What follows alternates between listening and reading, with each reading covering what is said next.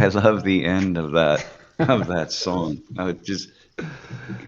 You just feel like I'm floating right into the beginning. Yeah. All the beats are dope. I love these beats on here. Yeah, I can't Yeah. wait. I can't wait to see what Jeff comes up with next week All for the right. beat. Yeah. We had a couple students last semester who make music, and I just never got to them to say, "Hey, make us some tunes." Like, come on. Really? Yeah, yeah. One person was really serious about it, so uh, There. yeah. Yeah, I know. I think was it this class, the last class that you just that you had there, one of the guys was a drummer on the drum line, and you were like, "That's cool, man. That's real Yeah, cool." I think you related because you were a drummer, right? So you were like, yeah, yeah. mm-hmm. Just like I listen to those drummers, man, and those drum lines. It's really cool. Yeah. Yeah. My when I was in Massachusetts, they're like my brothers now that I made music with when I was in Mass. And one of the dudes, he's so good that he's for the drum line for the Boston Celtics now. It's crazy. Ah, Yeah, oh, it's very dope. cool. Yeah. Oh, that's very cool.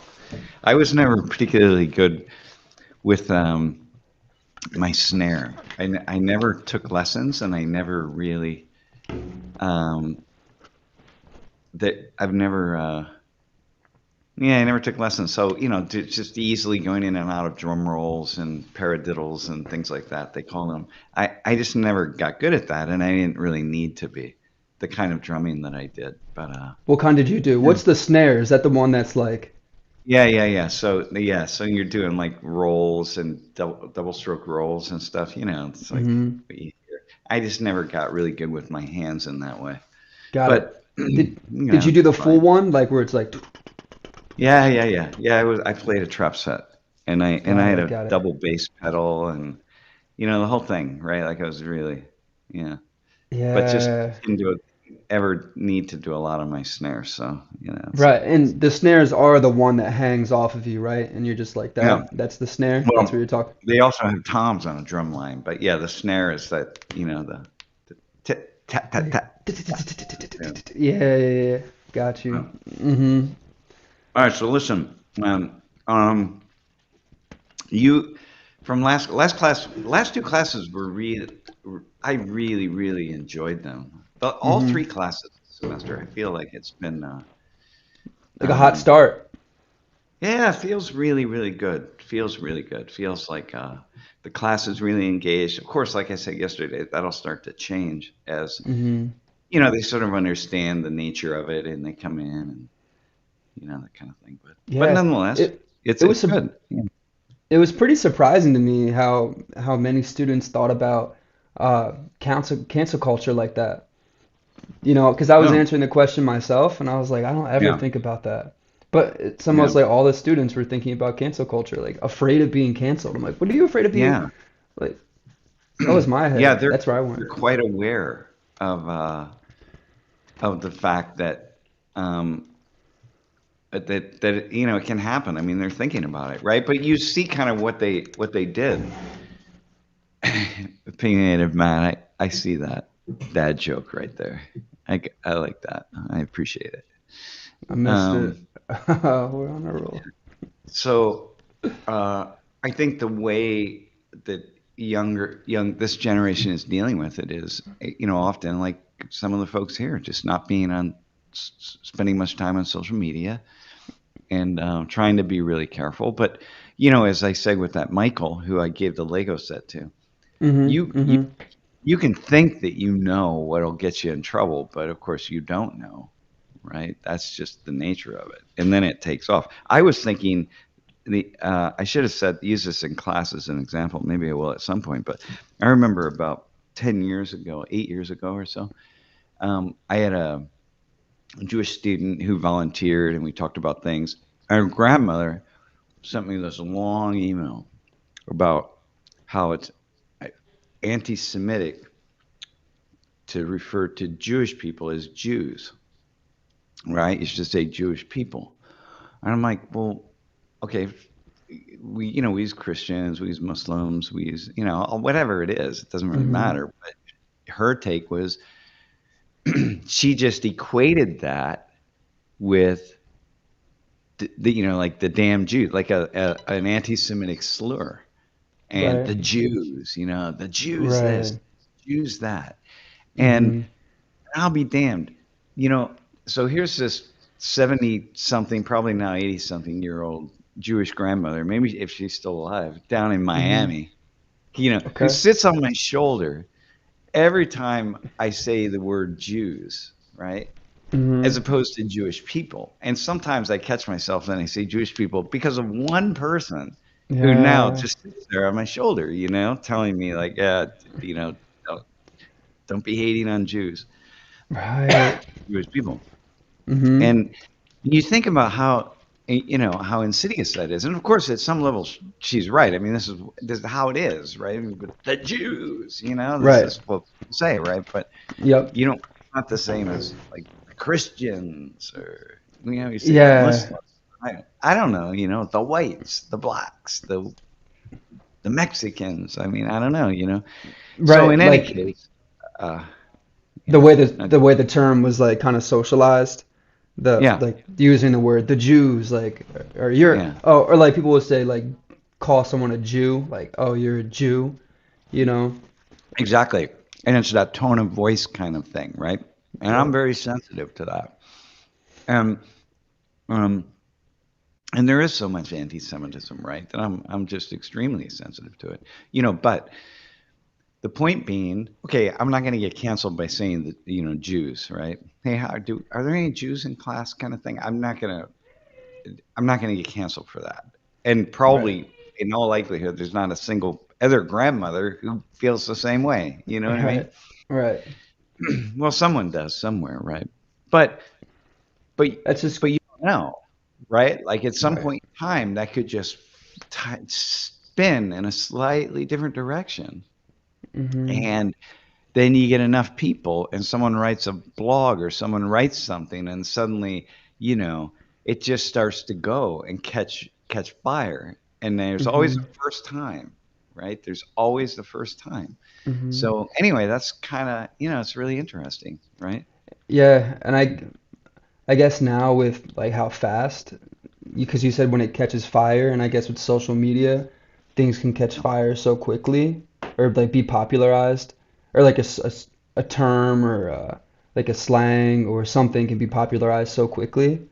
It Yeah. sounds like what you're saying too, just because, and maybe that's why they're so aware, like the students, Yeah. because of how quickly something can be popularized on social media.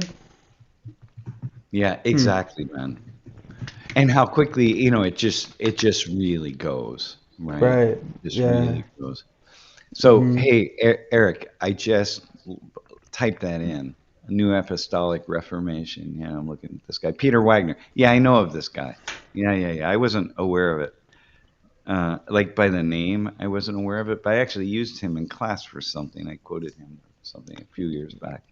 Um, Who yeah, the one man, like this is. Yeah, go ahead. Wait, no, what were you gonna say? I'm a little lost. Are you talking about the comment blurb that Yeah, I'm popped talking up about below? Eric's comment, and yeah, I mean, this is it, right? These, these preachers, right, who have a love-hate relationship with Jewish people, right? And so they on one hand, they need Jewish people to all get back to Israel, right? I mean, this is one of the narratives, right? When Jews return to Israel, all the Jews of the world, there's people like obviously there's different interpretations of that, but when Jewish people control all of Israel or whatever it is, then Jesus will come again. It can't come before that. So there's like Hmm. this love of Jewish people, got to get them all back to Israel, and then this sense that Jews betrayed God, right? So it's a love hate thing. And so I listen to these people sometimes, and they can be really fiery and So really anti-Semitic. are you talking about preachers for the new apostolic reformation? Apostolic Reformation, yeah, not just these Apostolic. guys. There's so many of them, man. There's just so many. They're all just like, you know, I mean, it's a thing, it's complicated, right? But this But particular group has a love-hate relationship, yeah, you're for saying. sure. Yeah, yeah, yeah, yeah. It's really far right, far right, Got it. really. I don't even know what that means anymore. You know what I mean? I don't Mm-hmm. know what far right is. Far right isn't like yeah, they embrace Eric's saying they embrace Christian Zionism. Yeah, Christian Zionism is that idea that we have to get Jewish people. You know, the covenant will not be restored by God until Jewish people are back in Israel. You know, so Mm. I can't. You know, when we walk into the world of religion, Uh, um, it's hard. Uh, yeah, yeah. No, Eric, I hear you. Not talking about anti-Semitism, but I'm saying these guys, they're all walking that fine line of that. You know, I know that they are, right, because that's just kind of the nature of it, right? All right, hey and Elijah, you had a okay. question. Yeah, so I was a little lost. I'm like trying to follow with the little tangent we got into. All right, yeah, go I with was like, does this your relate? opening question. Yeah. Jeff, can you put that up? Put what up? The question from class three? No, wait, I got to respond to the muse. I Wait. do know that we the people are crazy. I mean, we just lose ourselves. How about that? We're all in it in different ways. So especially when we act in concert with one another, and especially when we get fired up, you know. And I think that that's partly, what happens in a moment like, I mean, sociologists, we study crowd behavior and collective behavior, right? And how the people they lose themselves to the crowd. And that's what January 6th was largely about. You know, a relatively small number of people who busted into the Capitol. Relatively small, I say, right? And then once the doorways are open, then people are just walking through. And, if you watch the video, people are just kind of walking through like, oh my God, how'd I get in here? Kind of thing. And they're just following, man. Everyone's just following, like, oh God, okay. And that's not to say I'm not giving any opinion about how or the context within which people should be, broke laws and should be punished. I'm just not even. I'm just speaking as a sociologist that we hmm do all sorts of things that hmm in groups that we would never do on our own. So And would you yeah. would you say that like most of these people that get lost in groups or like come from all spectrums of like maybe being extreme to moderate to like whether it be on the left or the right, or most of Mm. these collective It doesn't groups, matter. it It doesn't doesn't matter. matter? It's sports. It's sports things. Like your favorite sport team wins and you go riot. They lose, you go riot. I mean, it's just not everybody, but I mean, these things happen, right? I mean, it's just people do things they just would never do. They just get caught up in the moment. And hmm very often alcohol is involved. But, it wasn't on January 6th, which is actually quite interesting, right? But, yeah, So, so it's crazy. Anyway, go to your question. okay. I think that, Okay. yeah. If you don't mind, let's start actually from office hours number three and then go forward because that question is All right. related to last class. So let's get started with Hmm. the unanswered questions from last week's office Hmm. hours. Okay, Sam, what okay. is the biggest social thing that has changed in the last 20 years for the worse that you have seen happen? Oh, dang, man. Huh. That's such a You could do really, better and or worse. huh. Nah, it's just like the most troubling one. How about it's just going to be that one? What's one of the more troubling ones? Uh, I think this is both the good and the bad. I think social media, actually, honestly, um, I think it's good. It's amazing the way human beings can be connected on these devices, and we connect with others. I'm watching TikTok. Lori is really fascinated by TikTok, and she walks me through all these groups and these people that, somebody has a cancer diagnosis and they're walking people through their chemotherapy and or their child's chemotherapy, their treatments, and people are watching and they're getting the support that they could never get in any other way. And she followed this one woman who's been dying for the past year or so, and Yeah.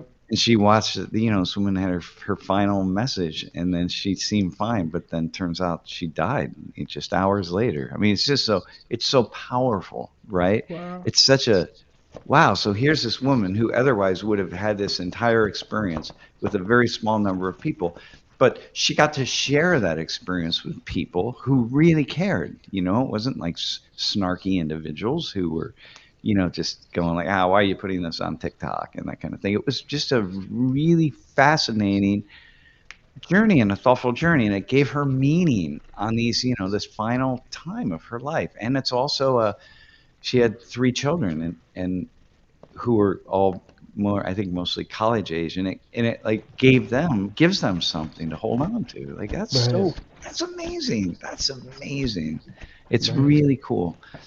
But it also gives us a lot of just really, really bad stuff, man. Wow. Has And she walked so, you through any of that?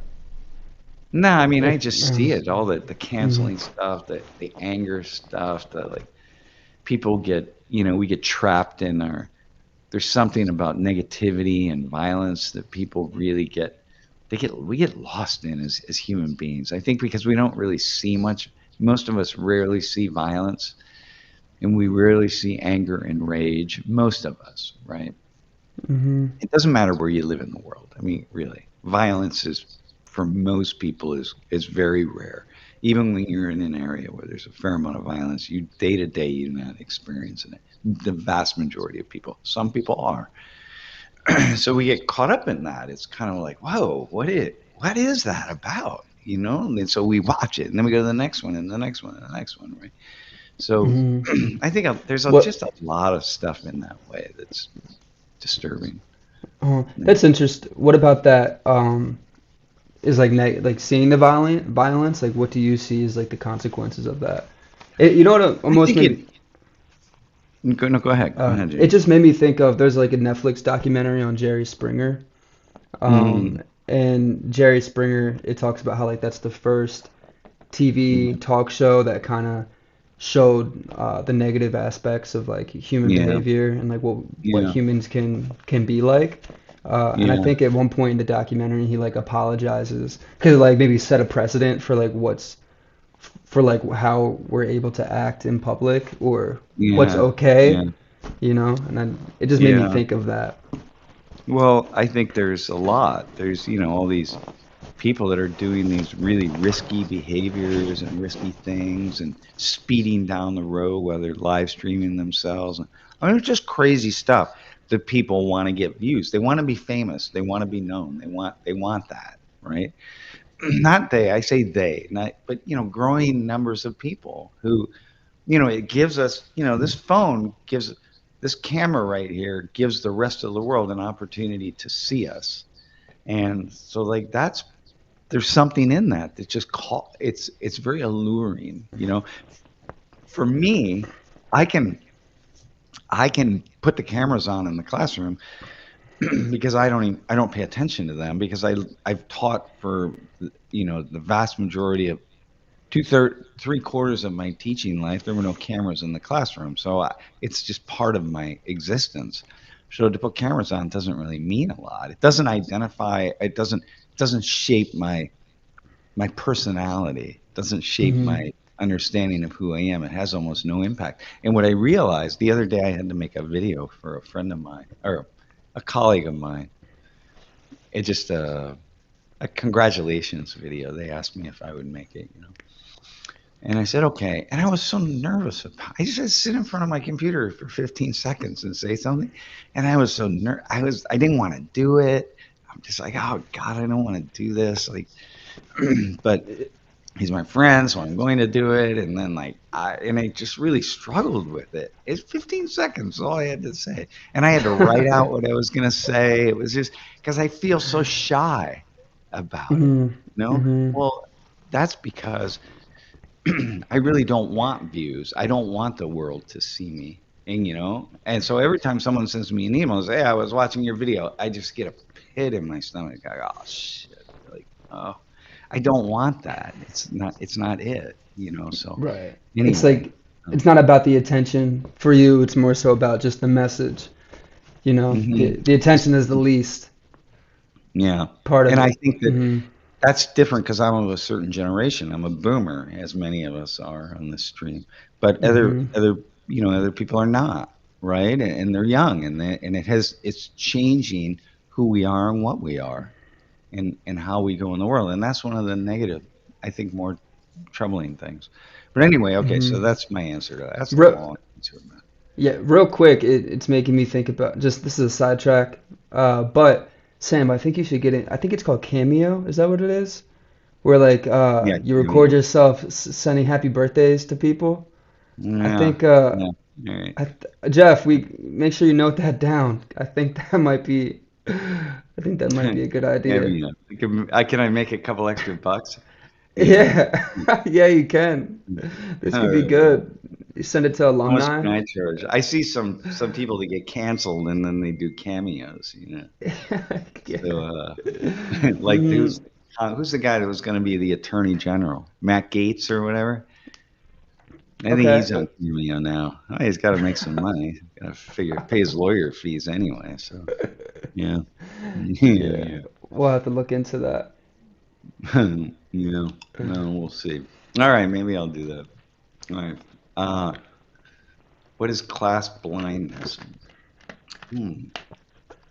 I think what I Uh, mean by class blindness is just an unwillingness or an inability to think about social class, the differences in you know and people based on their economic means and control of resources. So it's really easy to look at each other and think gender and race and ethnicity and so on, nationality. There are all sorts of things that we can do there, religion, but class is hidden and there are a lot of hidden injuries. In fact, there was a book when I was in graduate school. It's a really important book called "The Hidden Injuries of Class," and it's all just these ways that you don't see class unless you're really trained to see it, and then mm, you're able to really look at somebody and kind of size up a little bit anyway. I mean, you're going to mostly get it wrong, just like lots of things. But anyway, what that's are what I some see as class blindness. are there any hidden hidden pieces of class that you remember from that book that just stick out? I'm Well, just kind of yeah, curious. one is that people who grow up in a certain class don't they you just really can't imagine yourself being anything other than kind of what you are. And you can be told like you can be anything in the world. But yeah, that's really awesome to say that. But class, there's so many subtle beatdowns, and stuff, right? Like Right.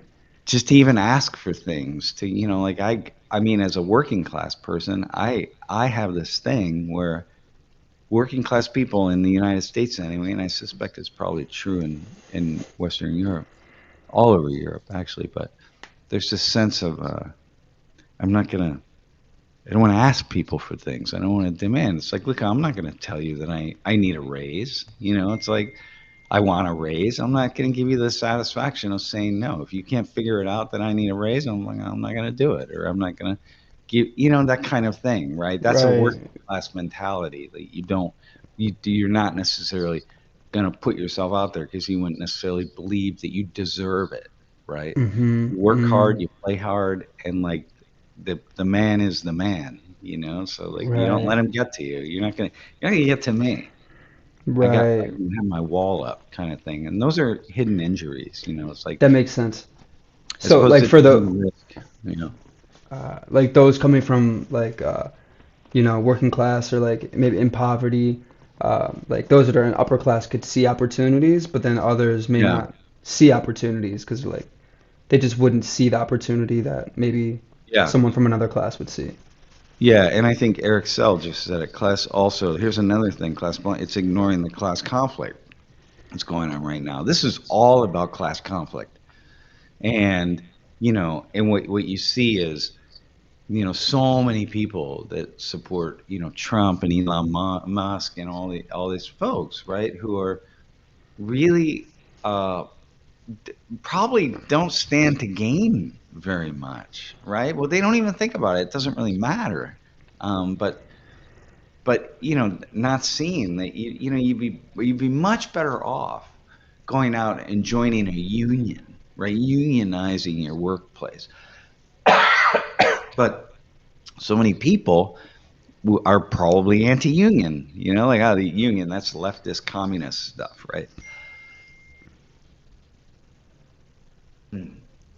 So, man, I I find myself coughing a lot. So that's like the class conflict thing. Got it. Um, I'm just, by the way, anyone who wants to disagree with me on that, I'm just speaking really kind of as a sociologist. Human beings who unions are simply workers collectivizing their power.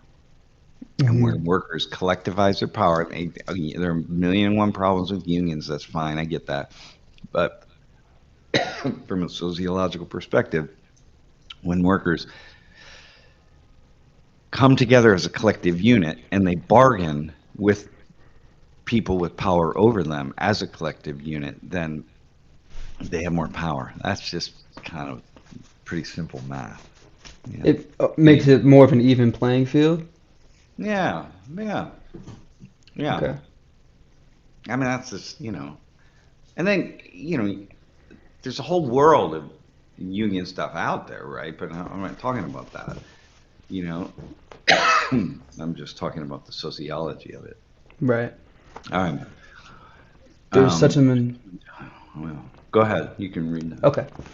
There's such a mentality of worthy poor versus unworthy poor, and Mhm. nobody wants to be seen as unworthy poor, so the same Yeah, prevents people from asking for help yeah. sometimes. That is that is right on. Yeah, yeah. Hmm. If I ask for help, I'll be. You might put me in that category of the unworthy. Yeah, and that's shameful. Man, that's shameful. What? And it's shameful to be to not be able to bring a paycheck home, right? Like, man, you can't bring a paycheck home. You're like, hey, boss, I haven't talked to you in a while. Um, What's up, awesome? by the way, I feel 100%. I just have this cough. It's this tickle in my throat, so I mean cough drops, but I'll take a breath and then it just goes in and then I gotta cough it out. So, but I Yeah. feel fine. I just got this darn cough. Yeah, it's All right, do annoying. we have another question? What? I was curious. What's an unworthy? What do you envision when you think of unworthy poor versus worthy poor? Unworthy poor are the people who could do something for themselves and they don't. Got it. And the worthy poor are people that are just working away day after day and doing the best they can and doing jobs that need to be done, and they just get maybe you don't make a lot of money and then suddenly someone in your household gets sick. You're like, oh my God. And you got to take a week off work. Well, that week off work's going to just could really hurt you. And Got so it. now you got to figure out what to do there, and but you're a really hard worker, and you know that kind of, you haven't made dumb decisions. You just really, don't got a lot of money. Right. Right. You know, worthy poor children and unworthy. Yeah, that's a lot of it too, right? Almost all children who are poor are worthy because they're innocent, right? They didn't cause that. They didn't make it happen. But it's it's really difficult for people to see adults and look at adults who are poor long enough to be able to say, hey, you know what, this person, because you have to get to know them. You have to be able to look on the inside, and you got to be able to say, like some of the people that you were talking about last week, Elijah, or 2 weeks Mhm. ago, you got to Mhm. be able to say, um, this person is a really good person, an honest person, and they just, yeah, they just have had a couple strokes of bad luck. That's Mhm. terrible. Yeah. Mhm. Like Hmm. one illness in a household can just destroy it, man. Yeah. Huh. Yeah. I have a Mm. question for that, but we can go to this.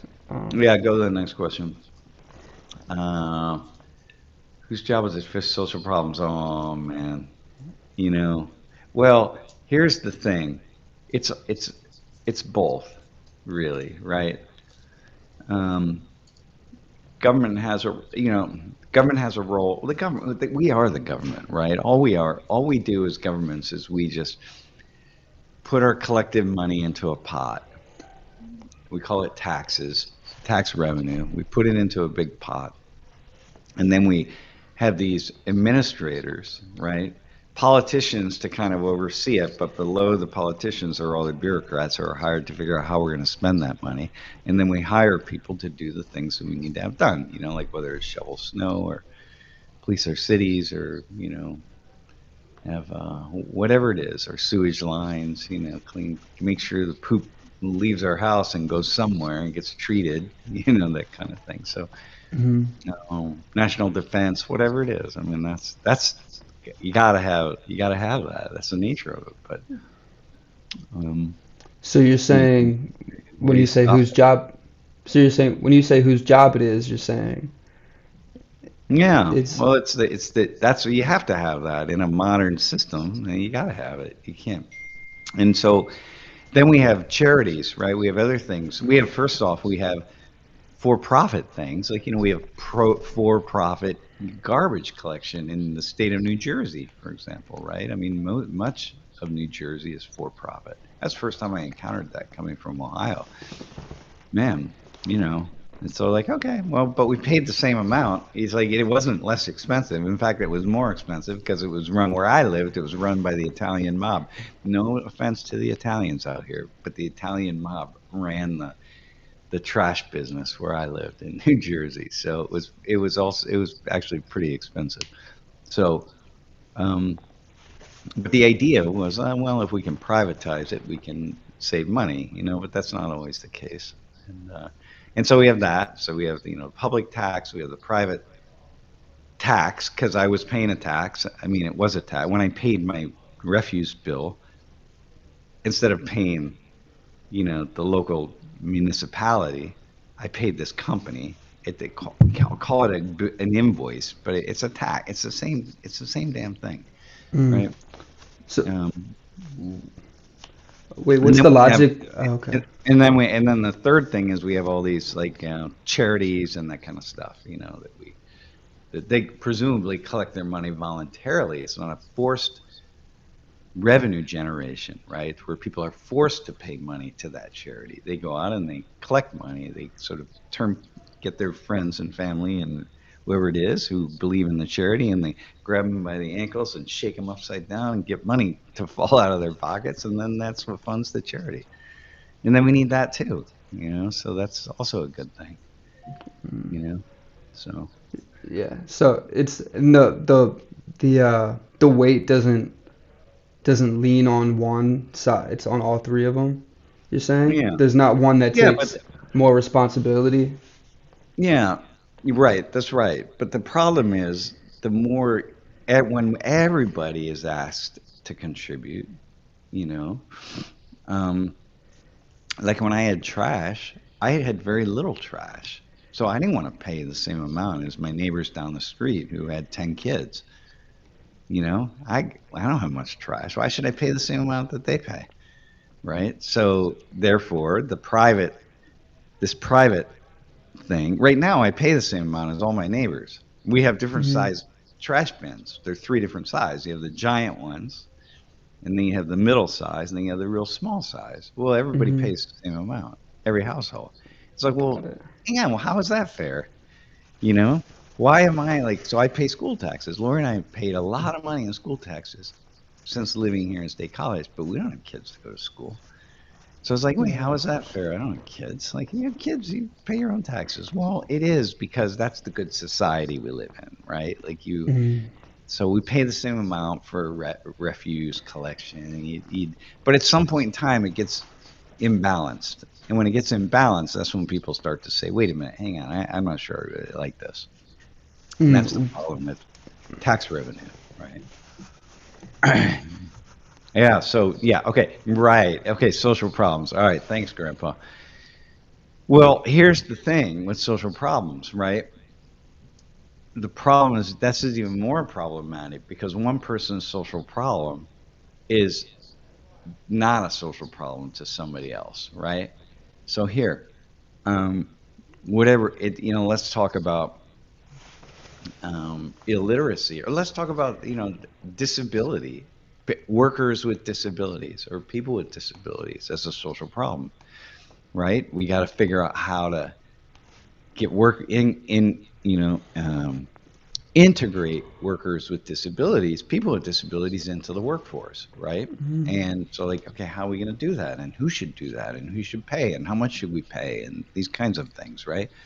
And once drugs and addiction, right? Here's a social problem. Like, how much how much are any of us really willing to pay for rehab services for people who voluntarily, it the first drink or the first dosage of an opioid, right, of oxycontin, is there. No one's forcing that oxycontin pill down somebody's throat, and the first one's always voluntary.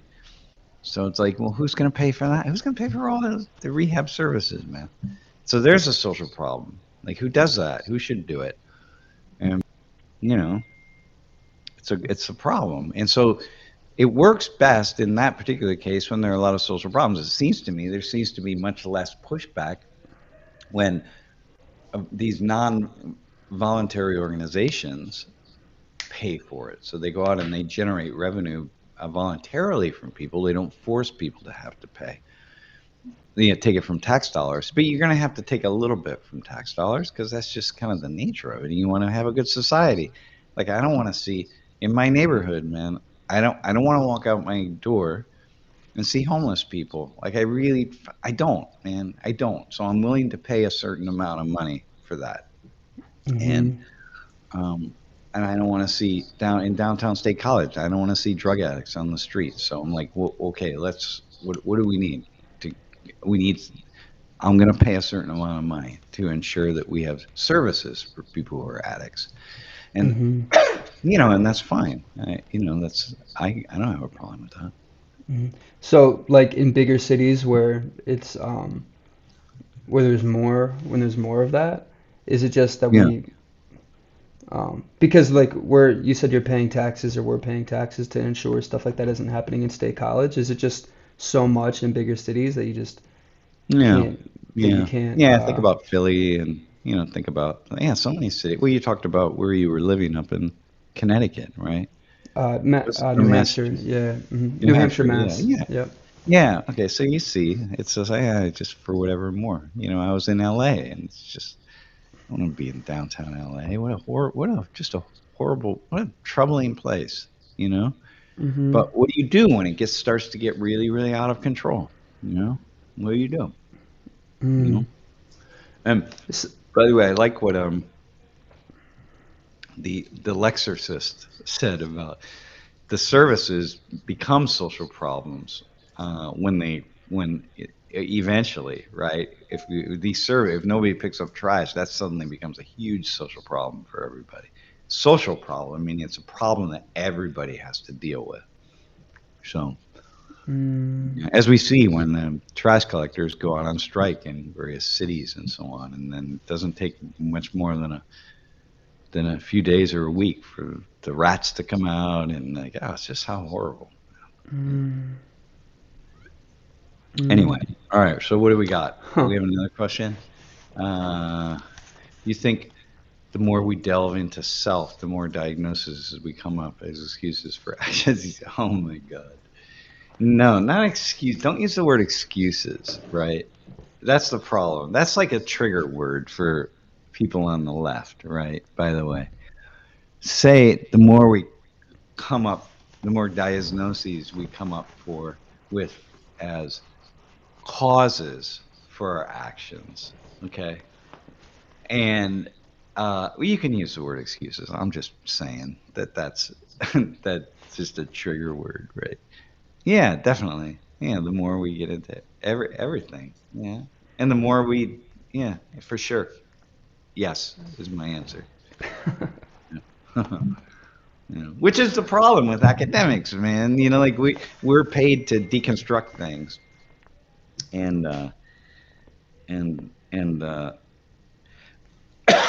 and that's what we do, right? So we get so lost in it, and then suddenly, we're talking about, well, the reason this group of people has a higher addiction rate than this group of people is because, and then we do this really interesting analysis of the social and historical factors and forces behind that group's higher addiction rate, all of which may be quite true. But what it sounds like to people on the outside is excuse, excuses for that. But it's actually just academics just deconstructing something in a very kind of interesting way. But Mm, you know, you mm-hmm. know, that was a cool example, by the way, that I just gave right there. Yeah. That's actually the only interesting thing I've said since we started. I wouldn't find that true, but it You can that's say in, yeah, that's interesting. It makes me think about like if you could do an analysis on like why they're interpreting it as excuses or like what media they're paying attention to or like who the family system is that's like interpreting all these things that like causes or excuse whatever word you want to use yeah. like why there's less or more compassion for like certain people in societies that Well, you know well, here, this is the is that loud when I cough, by the way, or is it okay? All right. that was cool. See, the study of sociology is the study of the factors and forces that we can't control, that we don't control, but that really impact us, right? So here, I've talked about this many times, though not recently. So it's like addiction, right, or suicide, and that certain things we assume, hey, this is an individual decision here. Well, why do some groups have higher addiction rates, or why are some groups more likely or less likely to commit suicide, to take their own lives? And so what sociology does is say, hey, you know what? We think we're all equal in terms of our choices that we're making, right? We think that. And it would seem to be true, and at some level it seems to be true. Like, whoever puts that first oxycontin in their mouth, right?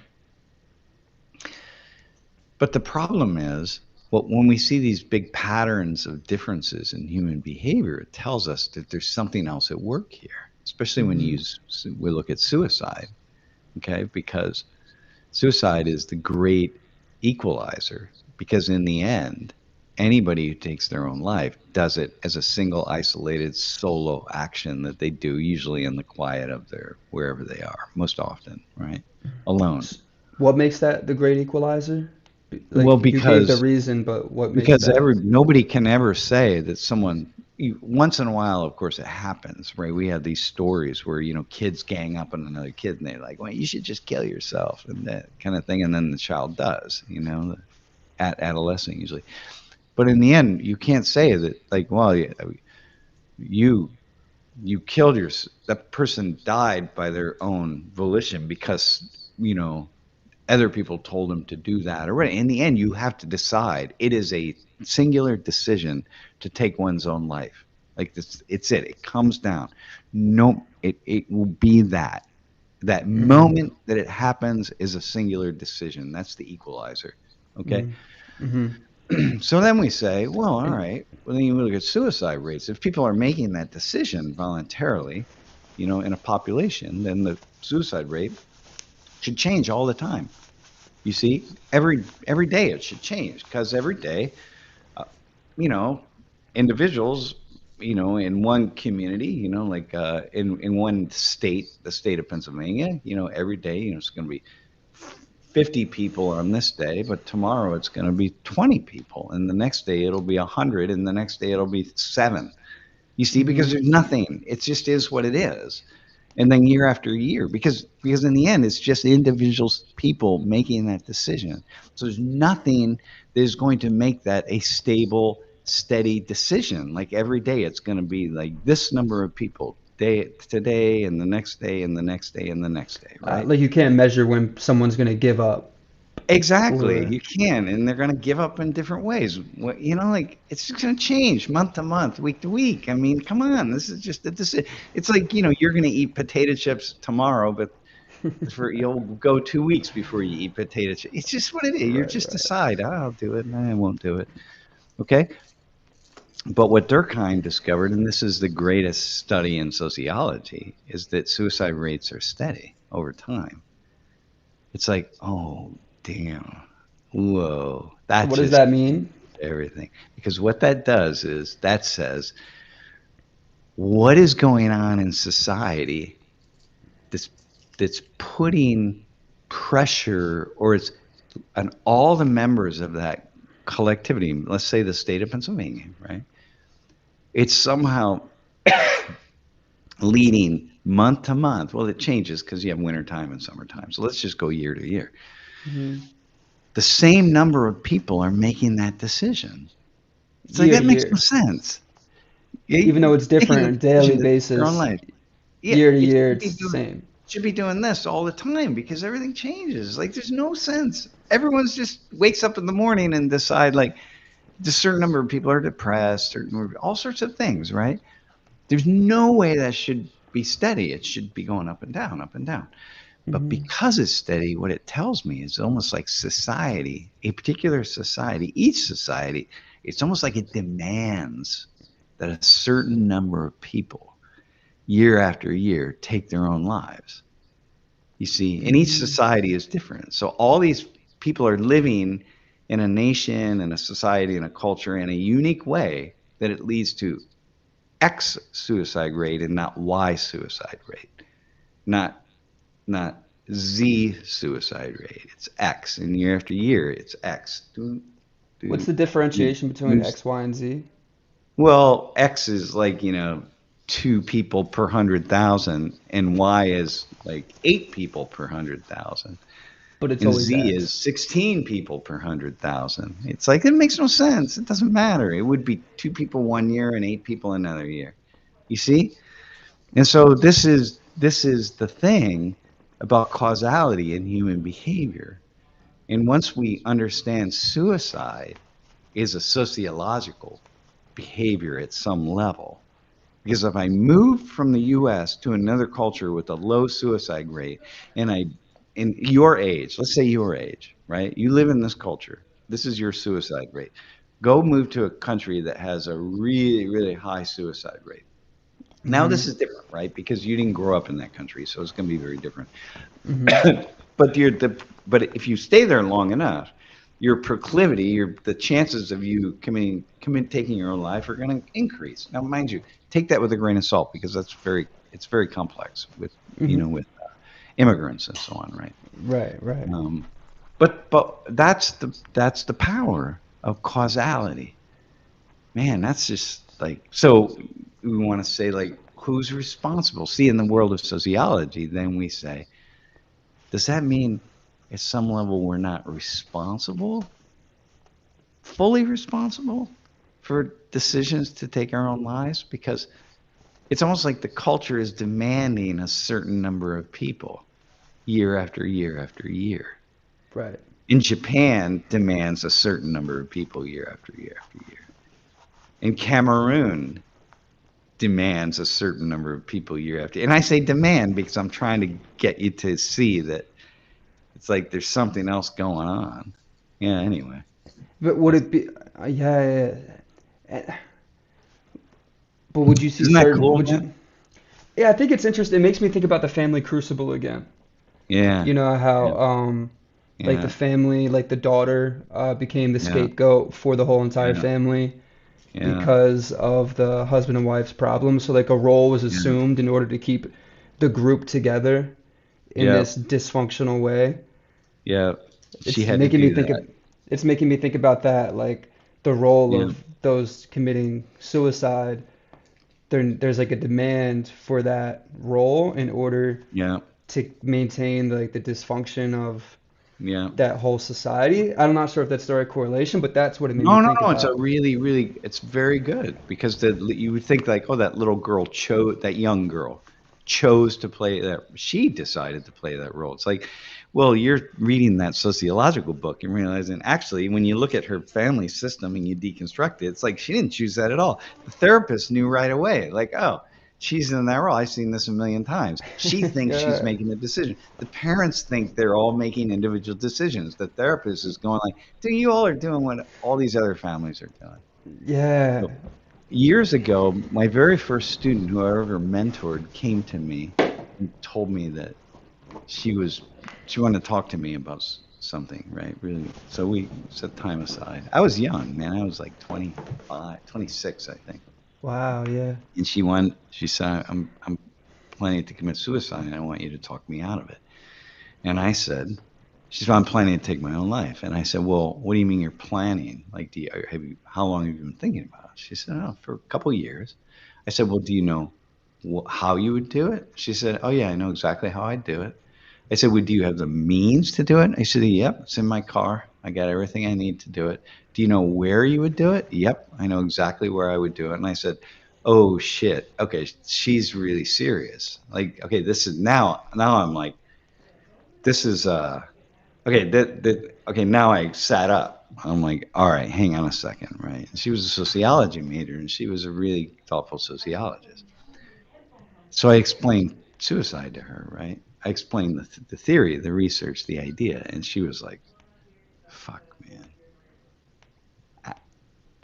She said, I don't have an answer to that. And I said, you're not making the decision on your own. I said, you got to, I get it. Because I talked about her, and we talked about her family. We talked about her relationship with her parents. We talked about this. We talked about that. I'm like, dude, you're in the category, the sociological category of the person who is most likely to take their own life, a young woman Right. of your age, and so on. And I walked it through, and I said, until you come back to me and explain to me how all of the field of sociology is wrong. I said, you, I said, you're not making a decision to take your own life. You're just making a decision to escape some situation that you think you can't get out of. And I said, it's actually deeply troubling to me. If you want to be a sociologist, then be a damn sociologist, you know? And she was just like, oh shit. It just spun her, right? Mind you, um, I probably at that moment probably was not. I was not this was before there were suicide hotlines. I mean, it was not like it is today. There was no Right. 800 number that you would call and that kind of thing, right? Right. Anyway, it really rocked her, and she continued with her work, her sociological work. She studied with me for the next 3 years, and is I don't know, got married. She got married. I was in her wedding. I was Wow. actually a bridesmaid. I mean, I That's wore a awesome. tux, but I was one of the bridesmaids in her wedding. That's Whatever cool. you call it, I don't know, a groom maid, Yeah, and whatever. that's so Uh, cool. yeah, So it's really cool. Yeah, in a way, you kind of showed her that like she had more power by like kind of not taking her own life yeah, that rather she had than no doing it power. Right, exactly. She was following these invisible forces that were by pushing doing. her and everybody else like her to make that kind of decision. I said, "You're Right. not making that decision. It's not your free will." First she's like, "Well, what do you mean?" I'm like, "Well, you're not choosing. Come on, man. You know what That's I mean? so. Like, let's look at this, right?" That's So, such a cool way to help someone like take back power when they feel like they're making a decision to like let go of everything, and instead you like helped her take back power in a way yeah. that's like I'm not gonna do this because Well, it's here's the thing.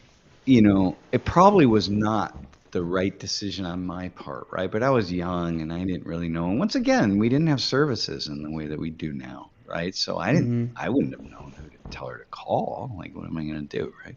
right. Um, I stayed really connected with her. At any moment, she could have just made the decision, but she didn't, And in the end, it was I never shied away from it. I always went back, I'd see her, we'd talk about it. How you doing? Like, what are you thinking? Did you answer my sociological inquiry yet? She's like, Yeah. no, man, I haven't. And then I said, okay, well, remember, So it was cool. It was a really good experience in that way. Uh, I don't know that that's how I would do suicide. The way it was different. She was really smart and she was really eager and wanting to study and wanting to understand sociology. She was very much a hmm sociologist. hmm So it worked for her. I wouldn't do that with somebody else, but Yeah. Isn't that wild?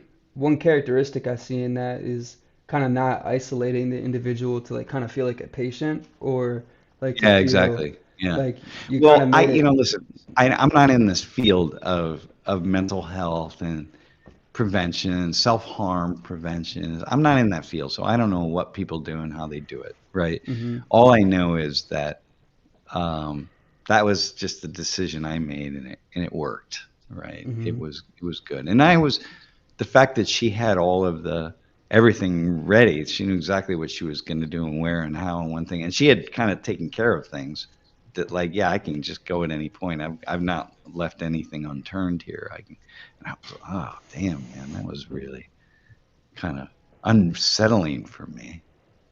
Yeah. So, That she's just so all right, prepared. man. Wow.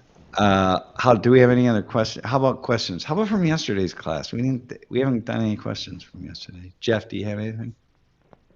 The Mixing it. Yeah, mixing up, mix it.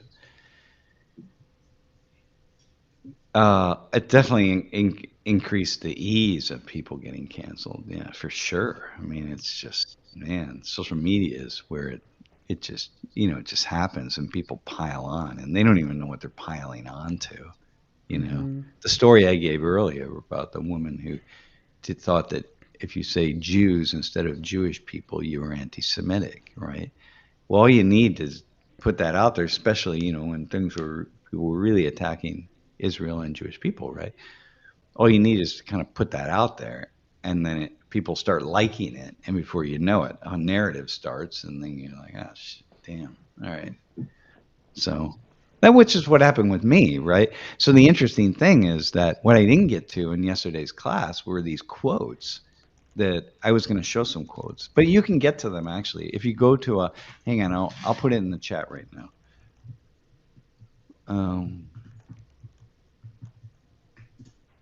if you go there, I put together a PowerPoint slideshow with people and quotes from people about the stream, right? So all these people who, in one moment are saying this guy should be fired because, he told, what was it that I said? The people, oh, the guy was The Du being Bois racist guy? and he was breathing.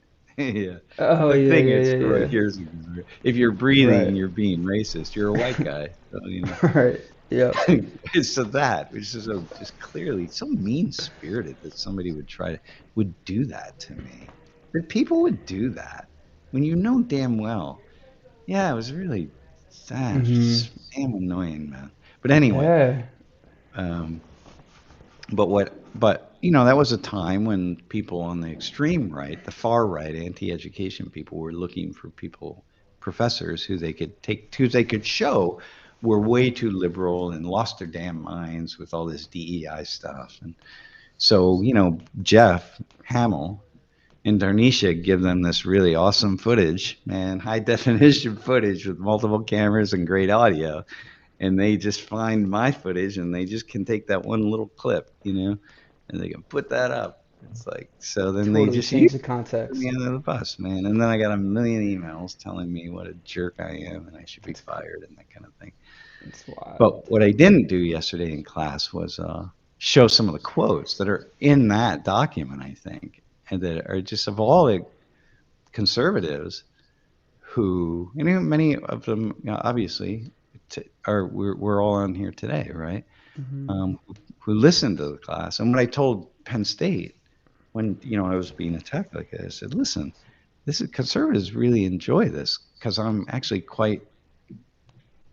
I'm not a Balanced. on the radical left at Hmm. all." And so anyway, that just kind of changes things.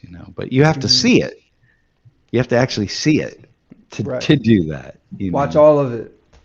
Yeah, you got to watch all of it. So, Hmm. don't do that. Hmm. There were always a couple in like the things that people would put out. And then you scroll down the comments, you're like, this guy should be fired. This guy's like, F you to this guy or any number, some really mean stuff, man. But then somebody would even say, wait, did anyone actually go back and watch the whole clip? Like, if Hmm. you watch the whole clip, this guy is like this should be on Fox News as a commentary, kind of thing. Yeah. Yeah.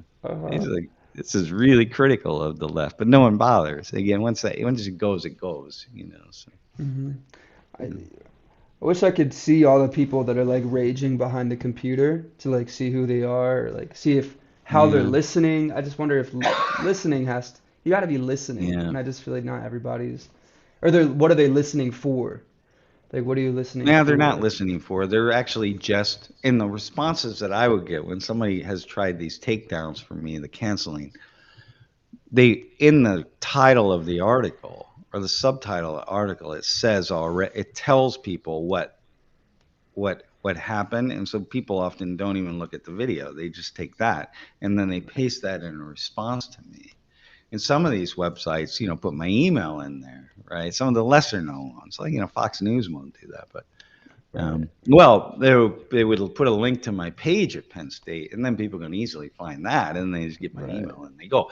And the right. and the con the reason I say that is because so many of the comments that I got in the body of the email, or even in the subject line email, were exactly the same. So it's like they were just following. Yeah, yeah. Anyway, Yeah. yeah. I'm gonna follow Eric Sell. Um, it's he says you don't want to see that, man. You don't want to see that. You're like, yeah, it's ugly, man. It would be really ugly.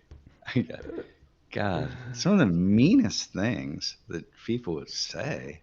If you, oh God, at one point I had to, two different points, I had to stop checking my email. I gave it over to No one way, somebody really? who worked for us. I say, here's my password. Here, you go through.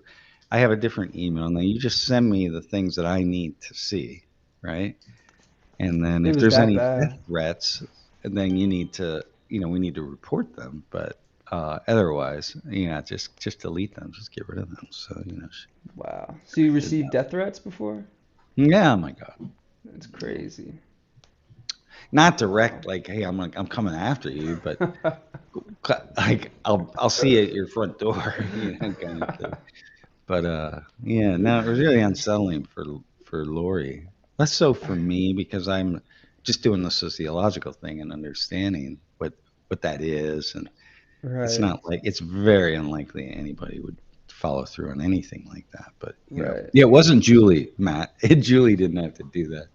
Yeah, it was somebody else who was traumatized afterwards. Actually, she really the one time it went on for about 2 weeks, she was traumatized. I really owed her. I forget what I sent her. I think a bottle of gin or something. I don't know. It's Some terrible. Blue Moon, maybe. And Blue Moon. No, that would be Julie. Yeah. Yeah, okay, okay. Yeah. All right. Do we have another question? What's the R word used for the concept of definitional context? What's the R word if what if the R word is used in the correct definition? Well, this is the problem, right? Um, you know, you you basically the DSM-3 and the medical community have decided that we just don't use that word anymore, right? We just have different words because we have these spectrums now, and we have we talk about the autism the spectrum, right? People are on the spectrum, but it's in 10 years that might saying that someone's on the spectrum might be deemed as offensive, right? So we don't know. Something that's very simple like that. Okay, well, yeah, that so and so that person appears to be on the spectrum, right? Well, I just say that, like no one thinks anything of it. But 10 years from now, that might change. So anyway, there is no context anymore. Basically, we've decided that we've got different words to use and we just don't use that word. And Hmm. you know, you have even, somebody, I saw a situation where this trucker was talking about, no, it was in a council meeting that somebody was in a little town, and they, had this one lane coming through, and they have a sign that says, truckers can't use their retarders, right? The retarder is that when a truck is slowing down, he's like bum, bum, bum, bum, bum, bum, really loud, like it's like slowing the truck down, but it's super Right. loud, so and so he was talking about it at the council meeting, and somebody, I don't know, lost their mind on him because he used the word retarder for a truck, the brakes on a truck. You see, this is the kind of thing, right? And so Did he get in This is the trouble? problem, people lose their mind on everything. Yeah. Mm-hmm. Was he did he get in trouble for that? Do you know? Or No, it went okay. by, but I saw it, so it hit some news cycle somewhere. So if I Google that guy's name, Wow. that's going to show up. I don't remember what That's his name was, but cool. Wow. you know. Wow. Yeah, so it's about JCat. Yeah, it's like time, right? So it's the timer on the brakes. Like now, like all brakes have these like what do they call it? Like locking brakes. So it's like, you don't ever see skid marks anywhere. Hardly. I mean, how do you see skid marks? Because everybody's got these locking brakes. They don't, the brake clamps don't hit. They hit really fast, super, super fast. So like how can you lock up your brakes? Mm-hmm. If I understand this correctly, probably Jake Cat's calling it. It's a Jake break. You're saying, yeah, okay. And so, and Jake Cat, why does it make that really loud noise when people use the retarder on a brake? Because sometimes it's just it's so loud, man. And I know why towns ban them. You come in and you got houses right next to the road, and people are like, Mm. no. Anyway, that was an Interesting. example of that. Right. So. Right.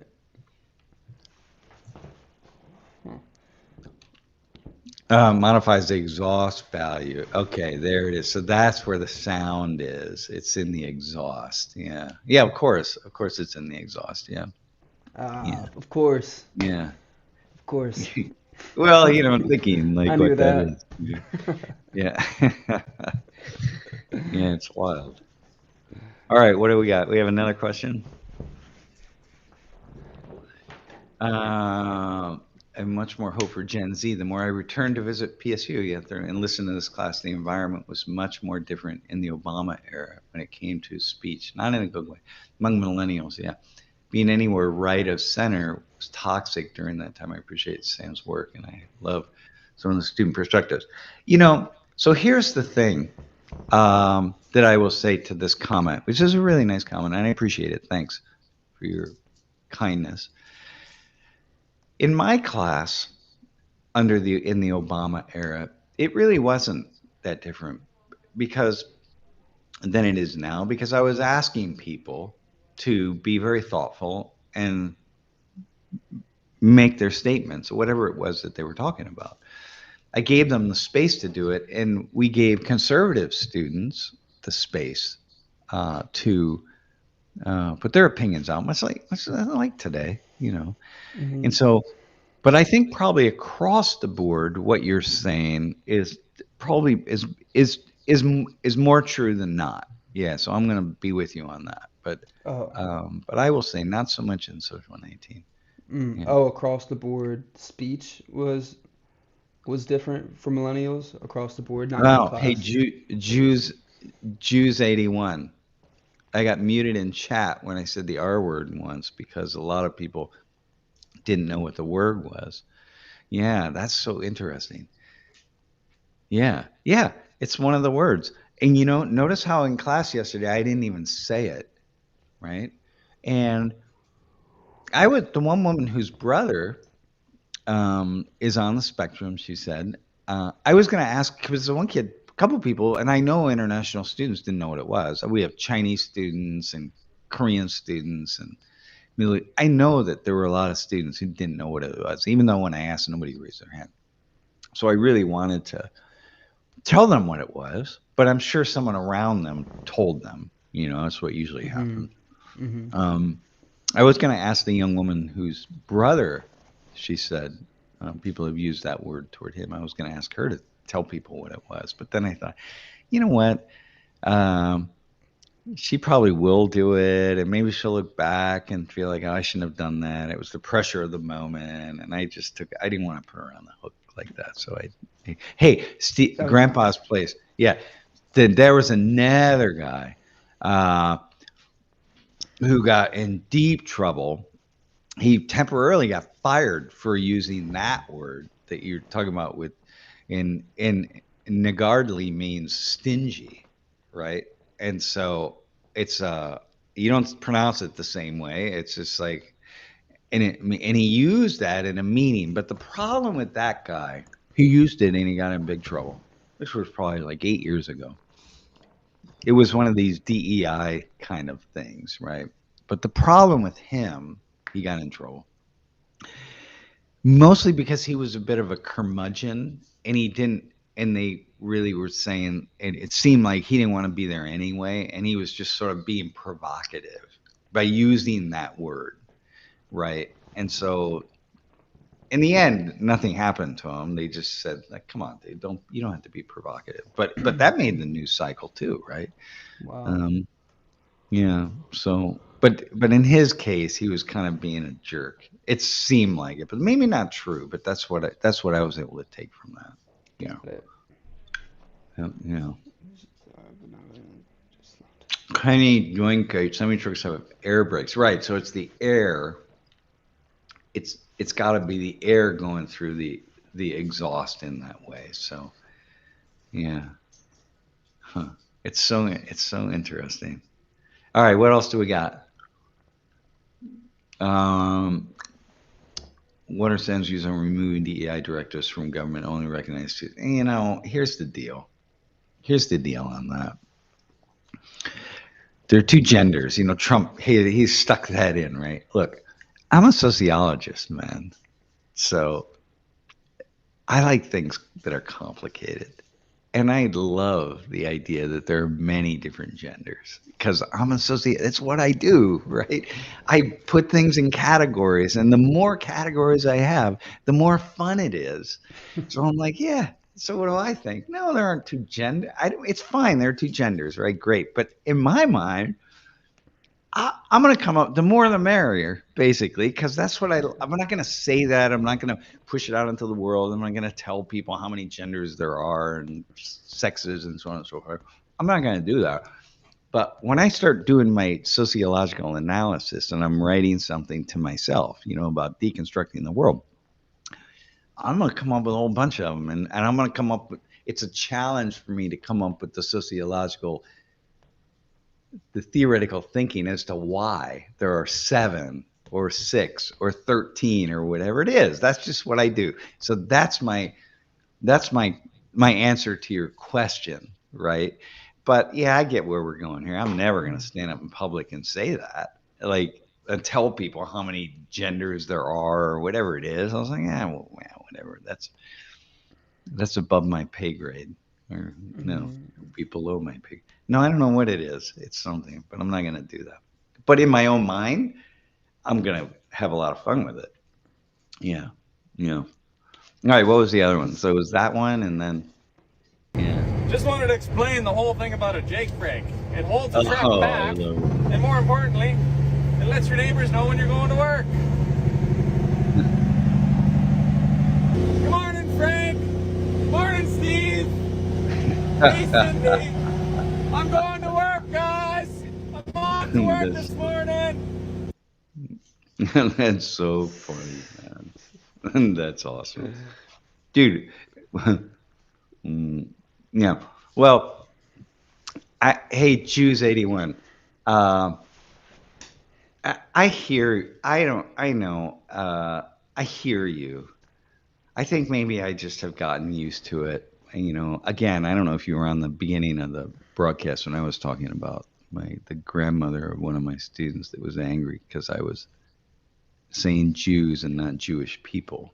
And so forever since then, I got this little Jewish grandmother from Miami sitting on my shoulder anytime I say Jews, who's going like, "Oh, that's anti-Semitic," you know, which is kind of fun. I always giggle to myself when I think of it, which is quite often actually.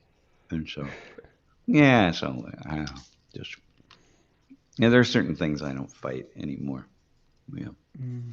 yeah. All right. Tuning in from Ohio.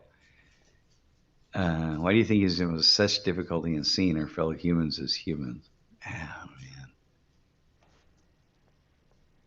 man, I think there's something about us.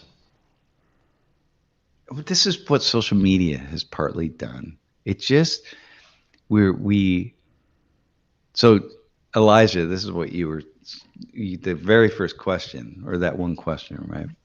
Hmm. There's something that it pulls us. It pulls us into like a negativity, and it doesn't need to be there.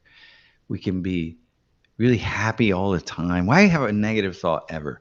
Like, why ever have a negative thought? Like, we're gonna die, and imagine all the human beings who have died at the very moment while they were having a negative thought, like a hateful thought. And that was just the moment they had a heart attack for whatever reason, right? Or they got run over by that guy's semi truck. Well, probably not his because you were heard the brakes and you would have gotten out of the way. But why ever do that? But we do. And so I think I just think that's what it is. So each one of us has to just ask ourselves, why do we allow any negative thoughts to come into our minds? Just think about butterflies and rainbows, man. When you mean Yeah. negative, are you like negative as in about others or negative about self? Like you're saying about others, not Wait, about self. wait, hang on. Okay. Whoa, hang on. Is that music?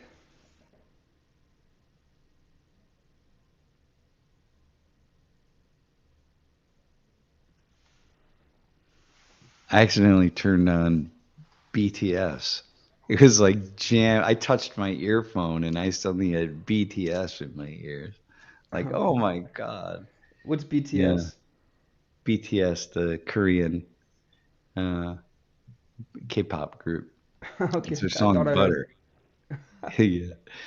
And then, God, I hope Heard. it didn't show up on our. Did you hear it? Oh, I just heard a little. I didn't hear the words. Just hear the like the Oh sound of man, music. Yeah, yeah, Jeff, you might have to. We might have to pull that out of there. Yeah. If we, and be aware of that because we'll get a strike for that, or something will happen. I don't know. All right. Anyway, that was my answer to that question. I don't think we're built that way, but I think certain things bring it out of us, and I think social media is bringing it out of us, and that's one of my problems with social media.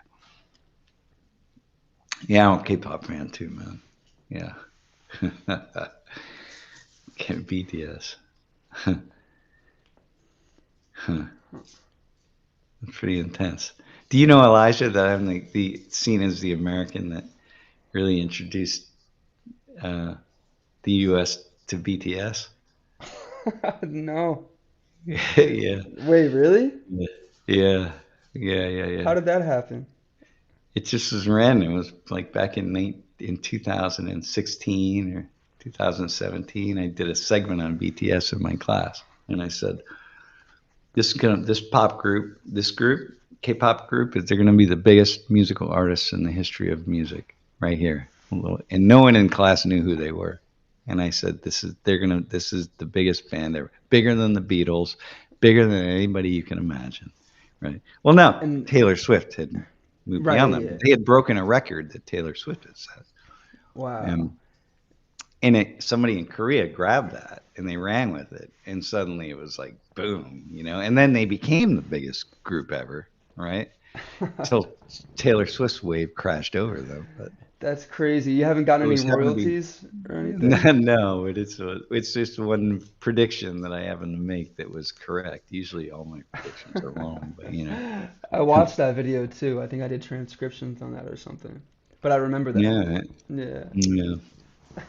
All right, what do we got? Another question?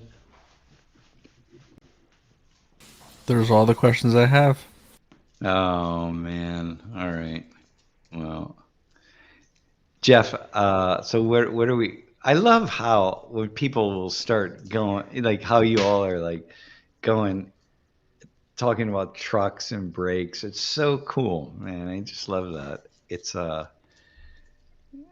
it just this is the stuff that my brain. Do you realize, Elijah, my entire life, I every time I hear a truck, when I see a truck, when I see those signs, everything, I just tell myself, damn, you got to get on YouTube and you got to watch a video and see why that noise. What is that? Why does that happen? But I just never get around to it. There are Yeah, yeah. hundreds and thousands of things. Of just questions that pop up. Yeah, yeah. Mm-hmm. That's how life Mm-hmm. is. And waiting here. And that. Oh wait, yeah, we gotta go a little further. And that's how that's why I feel like I can't die, because uh, I got I have too many questions. Sometimes I just get on my phone. I'll just lay in bed, I'll go into bed and I'll just lay there and I'll just start going down rabbit holes just like that, just answering questions that I wanted to answer forever and ever and ever. I feel like that has to And, be a podcast segment, like mm, what's the rabbit yeah. hole, you know? Yeah. Oh, that would be cool. It would be actually a really good podcast. What's the rabbit hole or rabbit Yeah. holes? Mm-hmm. Yeah. Yeah, yeah, yeah. Yeah. We Yeah. should keep track of those and then send them over, and then we'll have Yeah. like a little rabbit hole segment. Hey, Jeff, can you put up the question? It looks like Jason Perkins. Why is today's society against whites while individual? Yeah. Okay. Here, against whites while individual ethnic groups love the Irish people, want interactions with them. Here, I don't think it's against whites. Like I don't think that's. It's not necessarily what it is. Okay. But what's happened is, um, starting in the '60s, you start to hear more. This is my take on it, right? Um, you just hear more kind of ongoing critique about white culture, white society, the economic system and political system is stacked in the favor of white people. Again, on average, not all white people, just on average, right? And then what we see is, as that starts to unfold over the next decades, we just see more and more things, more and more books, videos, documentaries, television shows, etc., where people are once again deconstructing the many different aspects of that. And so then the problem is, it just seems like it's everywhere, right? It's like every advertising campaign, every company feels like, hey, we got to have, we're going to show couples, and we have to make sure we have a gay couple, and we have a mixed couple, and we have to have a disabled couple. And well, everybody has to have that. They have to show that. And the problem, Coca-Cola and Pepsi-Cola and Ford Motor Company and AT&T and T and one after another, right? And you want to show that, right? Because you want to show it's like the mixture of the world, the mixture of life, it's like multi-gender, multicultural, multiracial, multinational, multi-everything, right? Mm-hmm. Not multi-class, by the way. Um, Mm. and so, but then what happens is everywhere I turn, I see these different groups represented, right? So this is what happened with like trans issues. Well, the percentage of a population that's trans is really very, very tiny. But when you in an effort to be inclusive, you put it on stuff, right? Like, do we put it on our post-program evaluations at World in I think so. Conversation? I think we Yeah, do. Yeah. because yeah, we do. One year we did the 20,000 students went through a program, and not a single student marked something other than male or female. Okay, 20,000, not a single one. But we put it on there because whatever, and Right. it's fine for us. Like we can do that. Well, the problem is you start seeing things everywhere, and then you start thinking, "Oh my God, it's just like coming at me left and right." Well, that's just because all these different companies and all these organizations want to just represent the different people in their organization or company. And so Mm-hmm. even if the number of people in a wheelchair working at the headquarters at Coca-Cola, there's only It, two people, you got like 3,000 people working at the headquarters, and two people are in a wheelchair, right? But when you see the advertising campaign for Coca-Cola, one of them's in a wheelchair. It's like, mm-hmm. and then you look at Pepsi Cola, someone's in a wheelchair. Maybe they got three people, right? But Yeah. It's so we feel bombarded with these kinds of things. But the truth is, yeah, if you see it the way I just said it, it's a good thing that these companies and organizations are saying like, hey, we want to be thoughtful about this. So, mhm. but it's what happens is it feels anti-white, right? It feels like it's like, wait, where are all the white people? You know what I mean? So That's it so feels. interesting. It's interesting too because I think if there's like internal surveys done with companies, like asking if the rhetoric or the messaging that the organizations will send out, like via marketing, do they Mm, align with the internal uh, like view of the organization?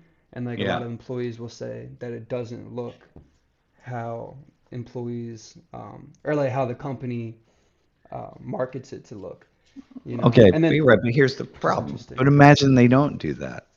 Imagine, it's just like, yeah, well, we just have all like white people or men or mostly white people Yeah. for own, that's who we use. That Hmm. doesn't feel right either. Yeah, So I've no, done classes on this.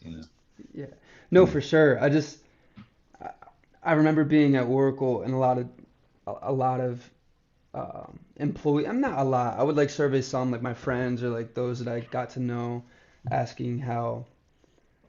But this is about belonging. I was like how they felt like they belonged, and like there was Yeah. a lot that felt like they were just a number, Yeah, no, you for know? sure. No, they feel But like tokens. yeah, Yeah.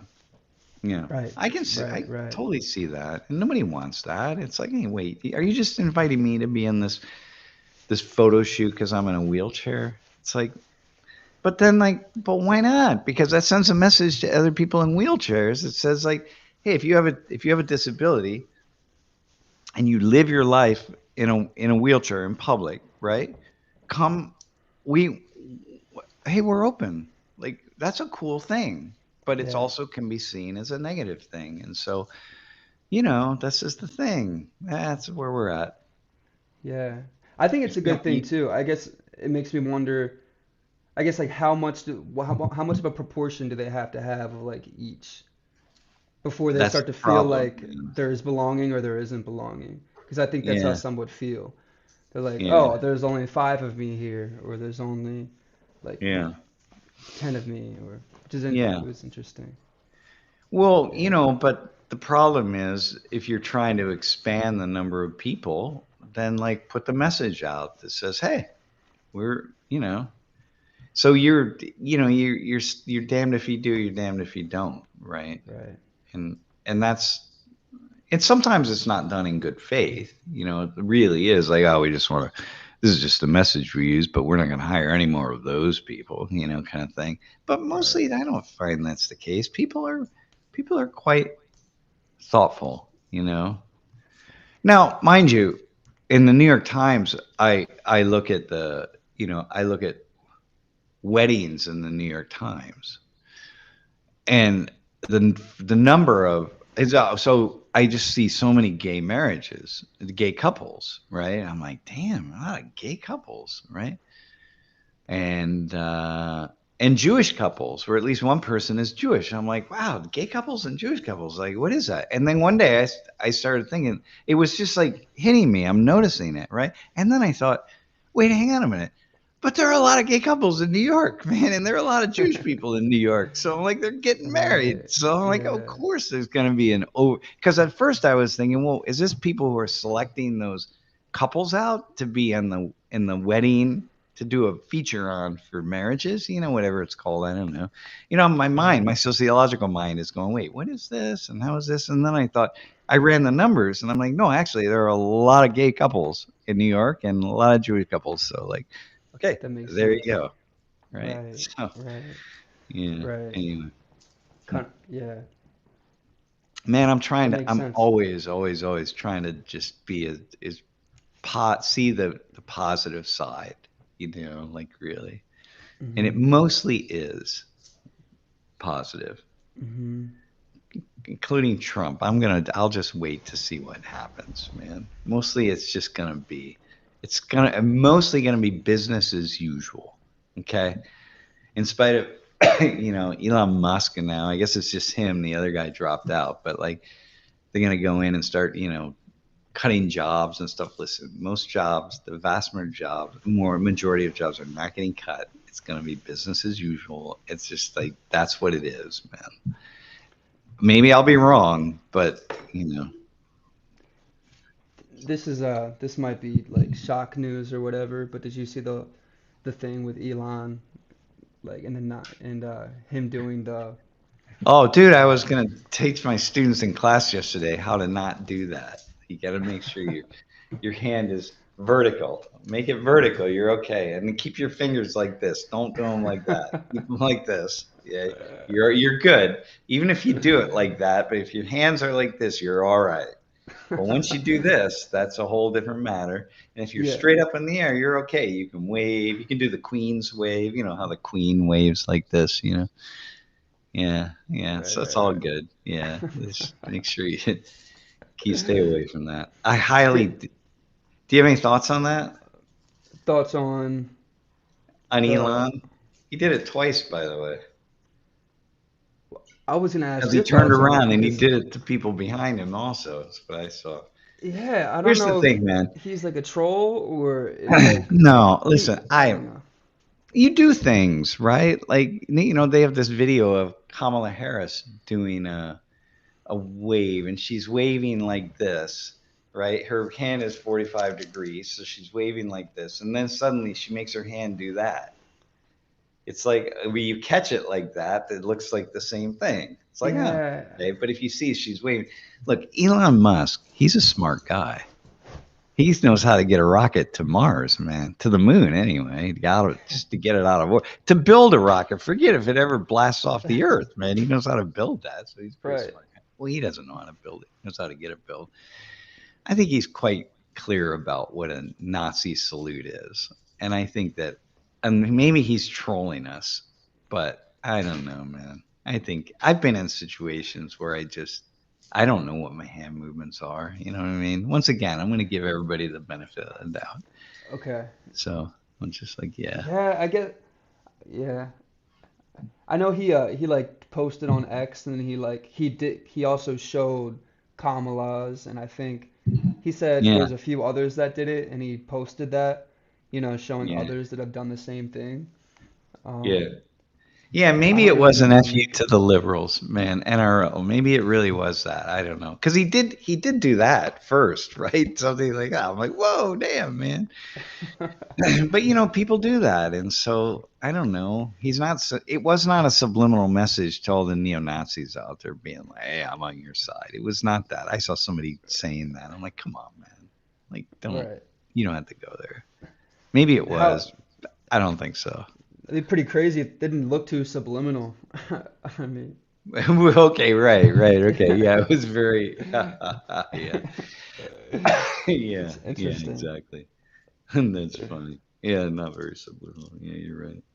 Yeah, but these are these things. Listen, see, the problem is they got to give us things that we can argue about. So this is what the ruling class does. They get the people to argue about these kinds of things, and then they're not looking while the bankers or whoever is taking sacks of money out the back door, Right, right. which is kind of in a way what's happening, right? hmm So kind Yeah. of just So a from my liberal heart to style. yours. Yeah, okay, there you go. Yeah. My heart to yours. Yeah. There you go. Like I say that. And that's just the thing. Dude, this is a person thing, You got that. It's like right here, man. My heart. Yeah. Yeah. Got you. Okay, so that's what So it was. yeah. Yeah, so the benefit of the doubt. You deserve that. Dude, always been we're all better off. Uh hey, how you see boomers versus Gen X versus millennials?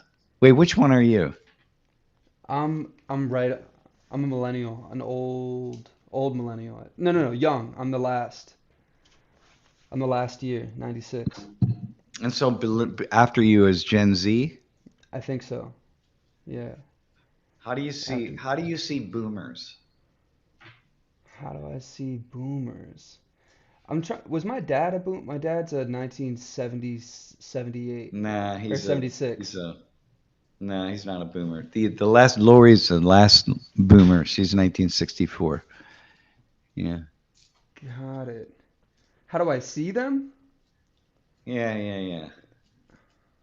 People like me and a bunch of us on the stream, by the way. So be careful what you say. Yeah. I'm the worst with this question because I don't know. I think it depends on Yeah. that's such a stupid answer. It's like Nah, I I got think it you. Nah, I depends, would but I expect. don't know. Yeah, your dad's a Gen X, by the way. Oh, he's Gen X. Okay. Yeah. Got Yeah. it. No, you wouldn't have a generalization for boomers. Yeah. That's not how you roll. Mm-mm. Yeah. Kind of Yeah. very, I usually get something first, you know? I feel Yeah. that makes sense. No, hey, Stephen Kirkpatrick, I think boomers is like 1964 to 1948 or something like that. Can someone look that up? I think that's what, at Boomers least, would be after World War II up until like like I think you said mid 60s, and then Gen yeah, X is 65 from year old. mid 60s until like mid 80s to maybe the 90s, and then millennials are Yeah, yeah, people up yeah. until 96.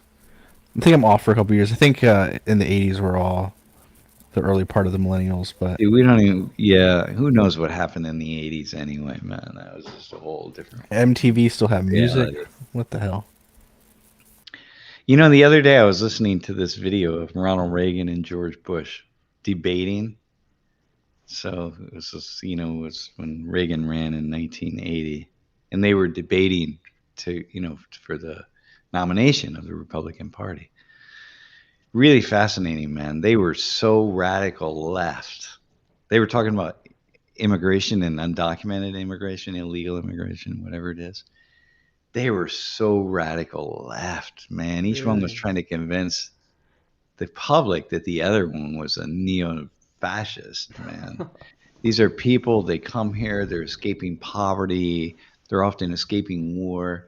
They go through this very difficult trek across the desert. They come from a long way. They don't have anything. They're not legal. They don't have papers. We need to give them a home and build them a home. We need to allow them into the country. This is Ronald Reagan. And and then George Bush is like, yeah, but my opponent isn't willing to give them money when they get here, like Oh, he doesn't want to wow. give them any social services, right? I want to send them to school and put them on welfare, whatever it is, I don't know. And I'm like, oh, damn, you guys, right? That's how the Republican Party has changed, man. Yeah. Wow. It's And so now it's intense. and now it's like intense. We're like very strong borders. It went from that to, whoa, we need to Yeah, well, secure our border, right? yeah, Okay. it's beyond. And the borders were pretty damn out of control back then, too, relatively speaking. We had all the Okay. wars going on in Central America, so you had a lot of people coming, escaping the wars and coming. So it really wasn't that different. When I was studying undocumented or illegal or whatever it is, immigration, there were 10 to 12,000 immigrants in here, same as it is today. It's no different, Mm, right? So I'm not saying that to say that therefore we shouldn't do anything. I'm just saying, like, let's not lose our minds over some of this. And yeah, you didn't have the cartel wasn't involved back then. So that's a whole different story. Now you got the cartel involved. And so, like, yeah, we got to be thinking about that. mm. And, Like right now, you is got it? to, yeah, well, you can't have the cartel making money, and we didn't have the drugs coming over the border in the way that we did. Cocaine was just starting to take off in the 80s, at this time, late 70s, 80s. Transporting coke in and marijuana, of course, across the border from Mexico. But that was, so it's a little bit different now in some ways, but in Mm. some ways it's not. Yeah, yeah. All right, so listen, man. We are now. I was only going to be on for uh, a short period of time because of my throat, but I'm feeling pretty good. Tomorrow's class, we have a really good class. We're going to do that code switching class. Okay, I that's asked, fun. pe- yeah, I asked people on the first day if to get volunteers for that. I mean, it was the second day. I don't know. I had so many people I think it was the volunteering, so I second had to day. knock it Yeah. down to four. Yeah, it'll be really interesting, and getting lots and lots of interesting ideas from students um, for classes. Uh, You know. That'd be cool. I remember when I didn't know what that was when I was in college too, and some kid asked. I think it was the mixed race class when you were talking about code switching. Yeah. I think that's Yeah. when you started talking about it. And Mm, one kid was like, "I'll teach you." I think it was Saman or something, the kid that was yeah. Palestinian, and Yeah. he Yeah. was like, Yeah. "Oh yeah, I'll teach you, man. I'll teach you." Yeah. Yeah. And, yeah, See, you that was I dope. can imagine you don't code switch very much at all because you're just you. Yeah. Yeah, yeah. I never was a part of that, the code That's switching. so Yeah, interesting. yeah. Uh, It was. It's interesting though. I did experience a guy in an Uber code switch with me when when he got in the car. It was like we were in it was dark.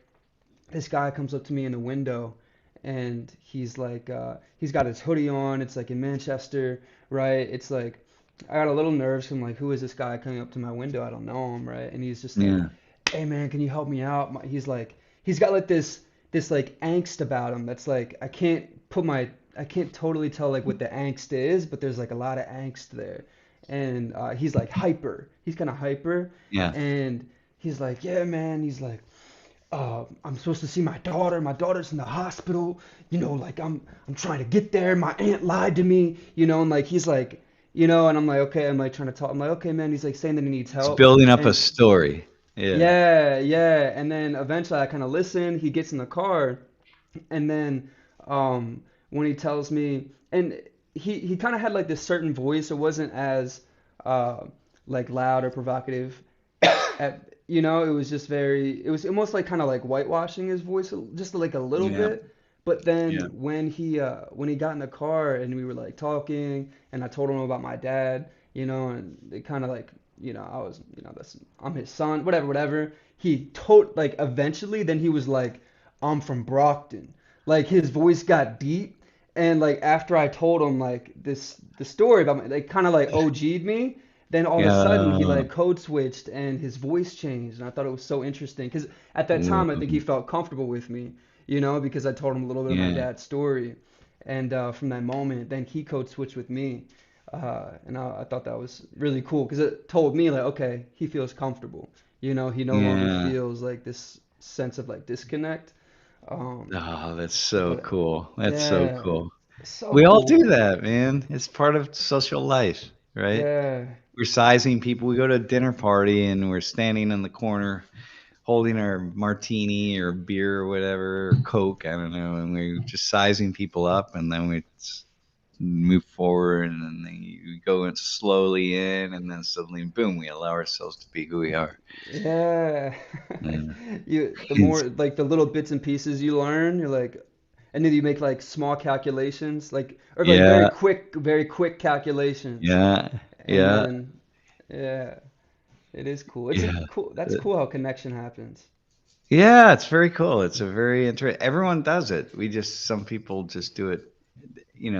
We just do it. Some people do it around ancestry things, right? Like race and gender and nationality and so on. And we all do it. But code switching is a term that we mostly use for in this world that we're in, right? Race and ethnicity and so on, right? But Right. everybody does it, man. Yeah, being Yeah. gay and being and coming in and out of the closet, man. You know, I watch people, man.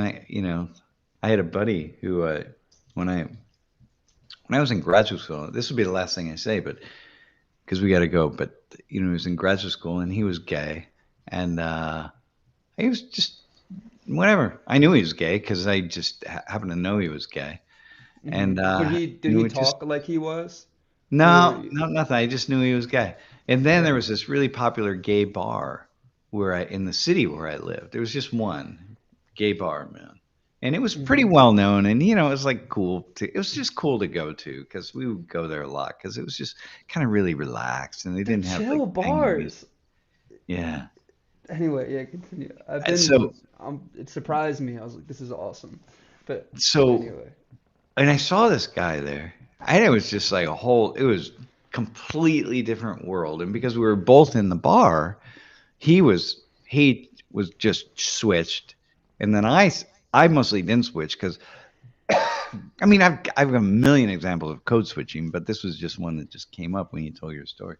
Hmm. Um, And then it was just like, boom, we just had a completely different interaction, that we could never have had because he never was going to switch. He just wasn't. That's just Oh, not. okay. Yeah.